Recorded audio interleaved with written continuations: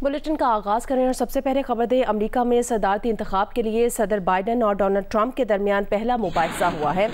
दोनों उम्मीदवारों ने एक दूसरे पर संगीन इल्जामात की बारिश कर दी। साबिक सदर और रिपब्लिकन उम्मीदवार ट्रंप ने कहा कि अगर बाइडन सदर मुंतखब हुए तो अमेरिका ही बाकी नहीं बचेगा। जो बाइडन अमेरिका की तारीख के बुरे तरीन सदर साबित हुए हैं। बाइडन दरअसल चीन का उम्मीदवार है, चीन से पैसा लेता है। डेमोक्रेट उम्मीदवार और मौजूदा अमेरिकी सदर बाइडन ने जवाब दिया, ट्रंप को वोट अमेरिकी जमहूरियत के खिलाफ वोट होगा। मेरे सामने इस वक्त वाहिद मुजरिम ट्रंप है जिसे अदालत से सजा हो चुकी है।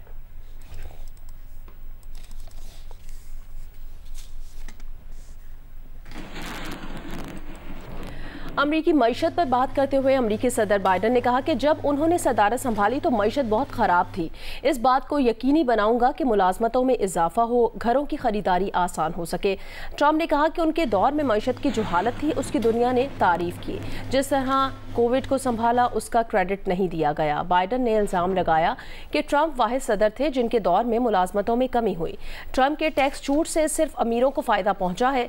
ट्रंप ने जवाब दिया कि कंपनीज और अमीरों को टैक्स छूट देने से मजीद नौकरियां पैदा होंगी और उसका फायदा निचले तबके तक जाएगा।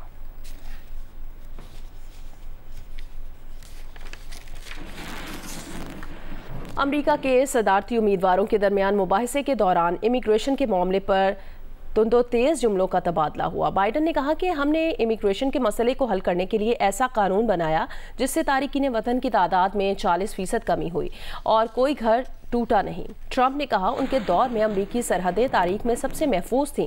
बाइडन के दौर में सबसे ज़्यादा जराइम पेशा अफराद और दहशतगर्द अमरीका में दाखिल हुए। हमारे रिटायर्ड फौजी सड़कों पर रह रहे हैं जबकि गैर कानूनी तारिकीन वतन लग्जरी होटल्स में रह रहे हैं। किसी ने अमरीकी फौजियों का इतना ख्याल नहीं रखा जितना मैंने रखा। बाइडन ने जवाब दिया कि आज हमारे फौजियों के पास सबसे ज़्यादा समाजी तहफ़्फ़ुज़ हासिल है।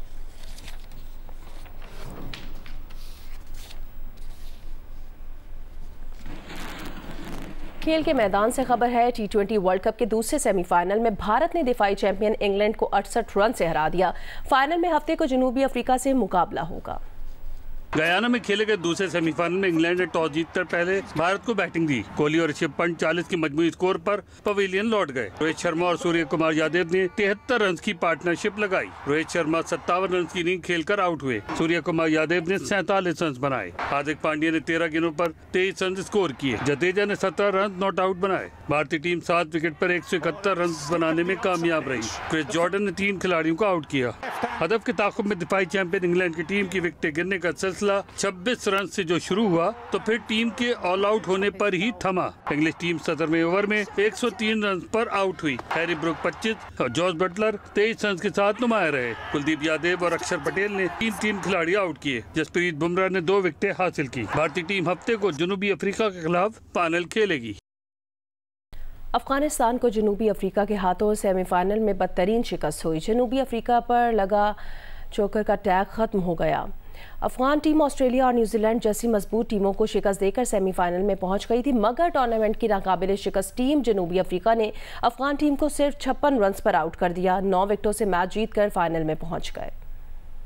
T20 वर्ल्ड कप के पहले सेमीफाइनल में जनूबी अफ्रीकी फास्ट बॉलर्स अफगानिस्तान के बैटर्स पर हमलावर हुए।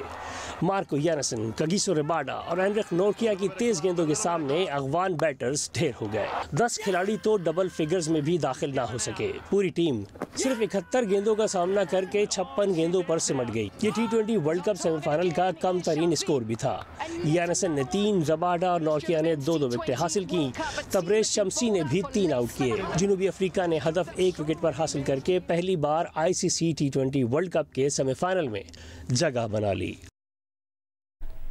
वफाकी वजीर ख्वाजा आसिफ ने कहा कि अज़्म इस्तेहकाम ऑपरेशन की पॉलिसी जल्दबाजी में नहीं आई। कुछ सियासी जमातें अपने सियासी मफादात के लिए इसकी मुखालफत कर रही हैं। अपोजिशन के तहफ़्फ़ुज़ात दूर करने के लिए इसे कौमी असम्बली में लाएंगे। ऑपरेशन कामयाब बनाने के लिए ऑल पार्टीज़ कॉन्फ्रेंस भी बुलाई जा सकती है। अमरीकी TV को इंटरव्यू में कहा कि अफ़गान सरजमीन से हमारी सरजमीन पर दहशतगर्दी बैनुल अक़वामी कानून की खिलाफ वर्जी है। पाकिस्तान की सालमियत के लिए कलअदम तहरीक तालिबान पाकिस्तान को सरहद पार निशाना बनाया जा सकता है।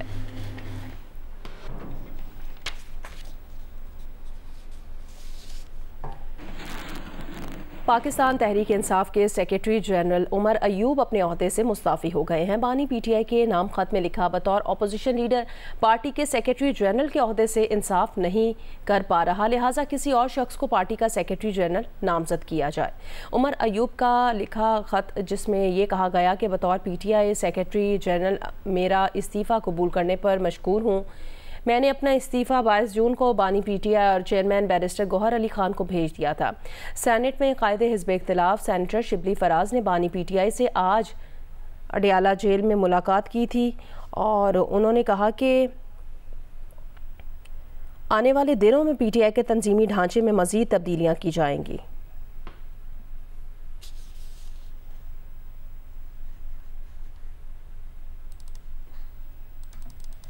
पीटीआई रहनुमा शेर अफजल मरवत ने उमर अयूब खान की जानिब से सेक्रेटरी जनरल का ओहदा छोड़ने का खैर मकदम किया है। साथ ही उन्होंने शिबली फराज से भी इस्तीफ़े का मुतालबा कर दिया है और कहा कि शिबली फराज पार्टी ऑफिस और सेनेट में कायदे हिज़्ब इख्तिलाफ के ओहदों से इस्तीफ़ा दे दें। उन्होंने कहा कि शिबली फराज के इस्तीफ़े से ही पार्टी कब्जा माफिया के चुंगल से आज़ाद होगी।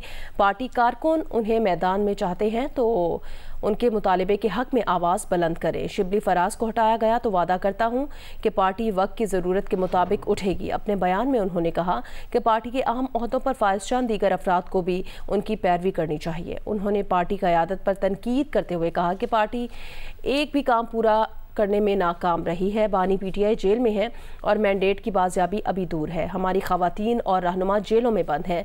हम अवाम को एक अजीम तहरीक के लिए मुतहरिक करने में नाकाम रहे हैं। शेर अफजल मरवत ने कहा, बल्ले के निशान और मखसूस नशिस्तों समेत कई मिसालें हैं जहां पार्टी क़यादत नाकाम रही है। शेर अफजल मरवत ने कहा कि पार्टी की कोर कमेटी और सियासी कमेटियां फेवरेट पर मुश्तमिल होती हैं।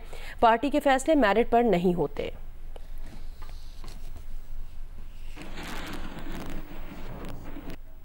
कराची में आज भी बारिश का इम्कान है। गुज़श्ता रोज़ होने वाली बारिश के बाद गर्मी में कमी आई है। तफसील बताएंगे कमर अली।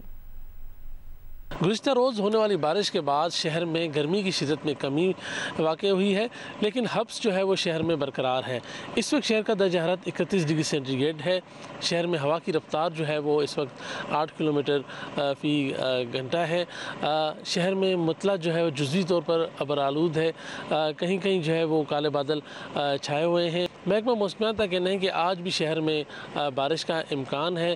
शहरियों का कहना है कि वो बेताबी से बारिश का इंतज़ार कर रहे हैं क्योंकि गर्मी की शिदत में भी कमी होगी। महकमा मौसमियात का कहना है कि इस वक्त शहर में दर्जा हरारत 31 डिग्री सेंटीग्रेड है। ज़्यादा से ज़्यादा दर्जा हरारत जो है वो आज 37 डिग्री सेंटीग्रेड तक जा सकता है। जी, महकमा मौसमियात की जानिब से बारिशों की पेशगोई के बावजूद बदीन में बरसाती नालों की सफाई ना की जा सकी, जबकि म्यूनसिपल कमेटी के मुतादिद पंपिंग स्टेशन भी गैर फाल हैं। तफसील बताएंगे एजाज सही। देखिए, महकमा मौसमियात की जानिब से जिला बदीन में तेज बारिशों की पेशनगोई की गई है और शहर में अर्बन फ्लडिंग का खतरा भी जाहिर किया जा रहा है।